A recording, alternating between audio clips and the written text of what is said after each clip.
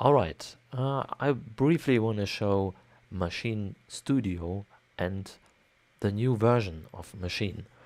Uh, what's of course great about Maschine Studio is how you can work with it when you use the new Maschine software. Let's say I load a new project here within the software and I just want to work on it. I let it play, so I turn down the volume of the master and then I go to the mixer. I can turn down easily the volumes of all the drums, or I can also switch over to the master mixer and then I turn down the volume of the drums separately to the groups.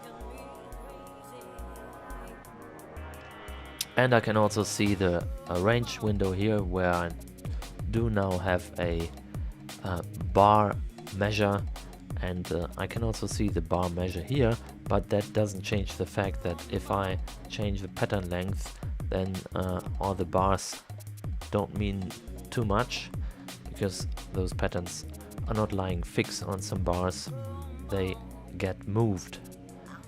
Of course, when I use the browser, then it's also interesting to see from which package is the sound I'm using. And when I'm in the mixer mode and I'm selecting a plugin, which I can also see much better here in the software view, then with Shift Browse I can browse what plugin I want to have in here and choose it with this big dial. For example, now I exchange this limiter to a maximizer. It's no problem. What everyone should keep in mind is that if you use an older version of Maschine hardware, you can still do all these things. You just don't have this great displays and you can't use the mixer in here, but of course you can use the mixer in the software, which even provides a bigger view and you can see even more. You just have to turn your head down to the right or left and look on your computer. What's also a big change in Maschine is that you can now use more than 8 groups.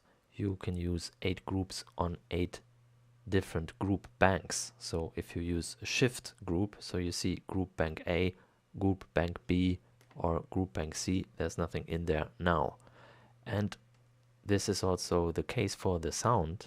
You can now add as many plugins as you want. I'd say I haven't reached the limit yet. So in the mixer you can see plugin slots and you can drag plugins around and move them, and you have more than the 3 slots that were available in Maschine number 1.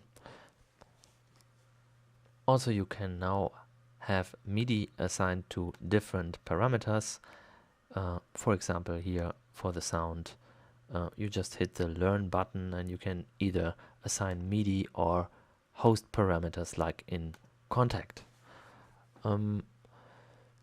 So you don't need the macros anymore for that, which you needed in Maschine 1. However, if you want to export MIDI and audio, that's still possible. You can drag audio out here and that goes much faster than with Maschine 1. You can drag out MIDI out here, but you don't have the scene MIDI settings and the pattern MIDI settings anymore. Instead,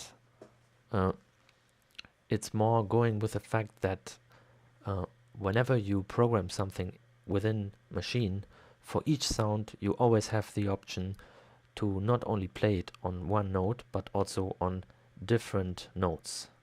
So even if you change the notes in what you play for the sound, you wouldn't see that in this kind of view, but the option is still there, and that means the only logical consequence would be if you drag out this pattern, then you would have one region for every sound in Logic, and this region may also play different MIDI notes then. But the disadvantage is that each region, of course, needs its own MIDI channel, and I did already assign this in Logic. And in order to get this running, you also need to set up the group to be MIDI input active and on all channels, while each sound is active on its assigned channel. So that used to be a bit easier, but now it's more logical. But still, when you export MIDI, you don't export all the parameters that you automate, but you can export MIDI parameters, which is more interesting if you make patterns that are triggering external sound devices anyway. But the patterns that trigger effects from Maschine won't translate those parameters exactly when you export MIDI. And due to the fact that when you have this kind of patterns and you change the sound source, including all the effect settings, that some of the automations that would be in such a pattern could never translate correctly and may even cause a crash. These informations are not in the pattern, and the patterns cannot be stored in the browser anymore.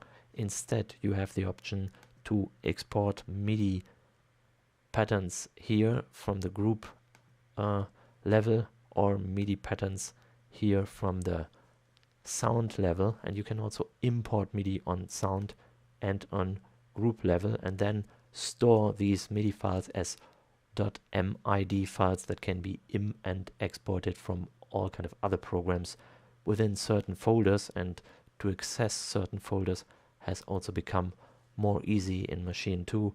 You just have to select some folder and then say add this to favorite, and immediately you have it up here.